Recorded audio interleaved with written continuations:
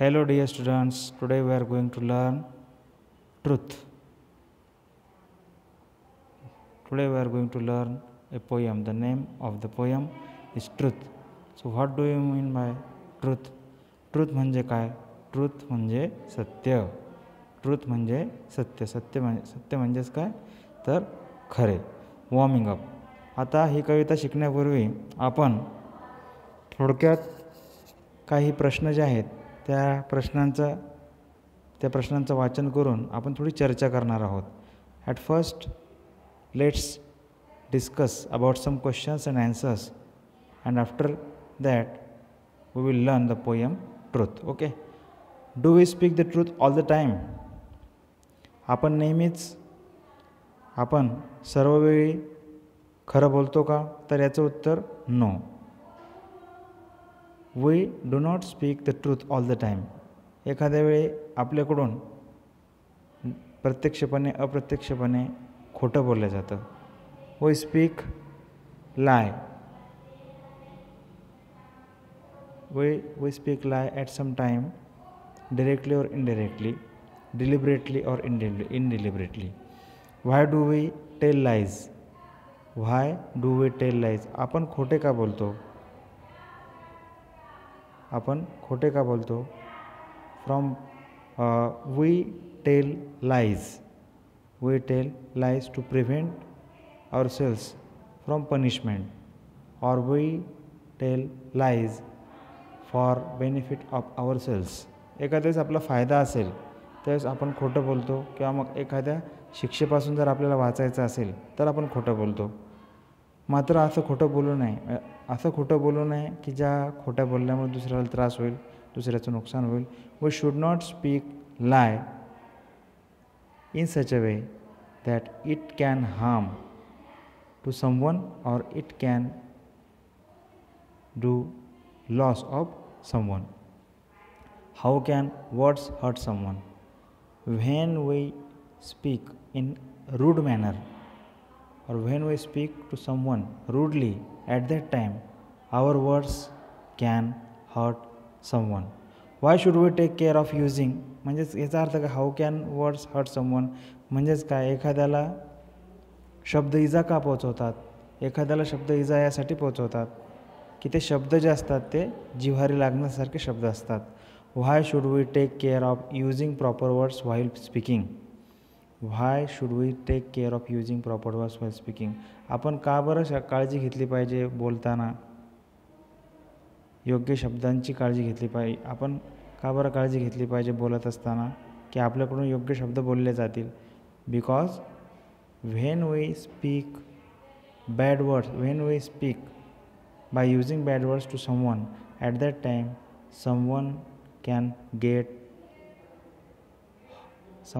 get hurt because of the words, because of the rude words or bad words. त्यामुळे आपण काळजी घेतली पाहिजे की चांगले शब्द जर आपण वापरले, योग्य शब्द जर आपण वापरले तर निश्चितपणे समोरच्या व्यक्तीचं मन दुखणार नाही.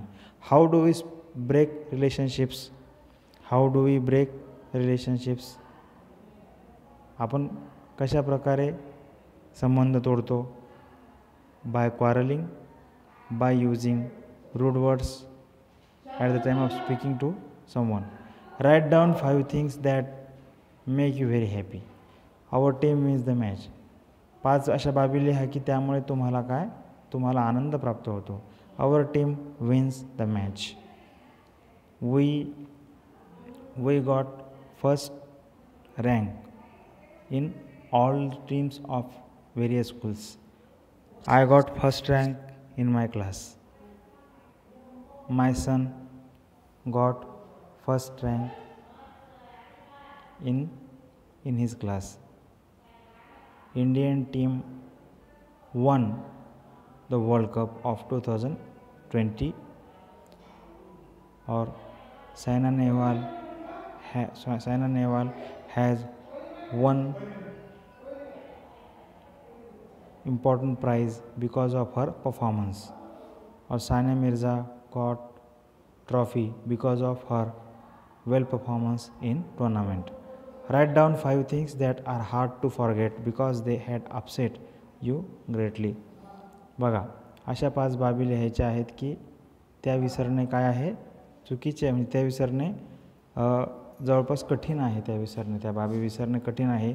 Because they had upset you greatly, कारण त्या बाबींनी तुम्हाला अस्वस्थ केलेलं आहे, त्रास दिलेला आहे. My best friend quarrel with me, my father beat me, my mother scolded me, my brother beat me, I failed in exam, or I could not go to picnic with my friends. These are the 5 things. Rhyme scheme is a pattern of lines that rhyme other lines in stanza of a poem.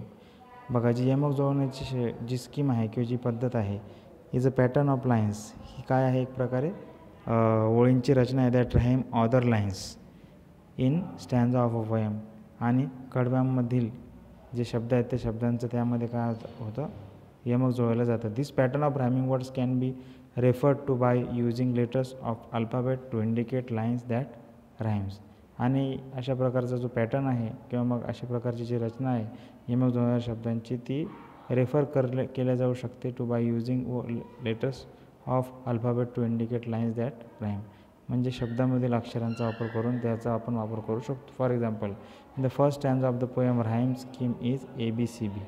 बघा, ABCB अशा प्रकारची rhyme scheme याच्यामध्ये पहिल्या कडामध्ये आहे. नाव let's learn the poem truth. So what is the meaning of truth? Truth म्हणजे सत्य, म्हणजेच खरे. Sticks and stones may break my bones, but words can also hurt me. Stones and sticks break only skin, while words are ghosts that haunt me. Sticks and stones may break my bones. म्हणजे काठ्या आणि दगड जे आहेत ते माझे हाडं मोडू शकतात. But words can also hurt me. मात्र शब्दसुद्धा मला दुखावू शकतात, शब्दसुद्धा मला इजा पोचू शकतात. Stones and sticks break only skin. दगड आणि काठ्या ज्या आहेत त्या माझ्या त्वचेला हानी पोचवू शकतात. While words are ghost that haunt me. मात्र शब्द हे भूत असतात शब्द हे भूत असतात जे काय करतात, मला त्रास देतात, ते मला पछाडतात. हॉन्ट म्हणजे काय, त्रास देणे, वारंवार त्रास देणे. Slant and curved the forward source. बघा, स्लँट अँड कर्व्ड. स्लँट म्हणजे काय, स्लोप, उतार, टू वन साईड, एकीकडे असलेला उतार. And curved the forward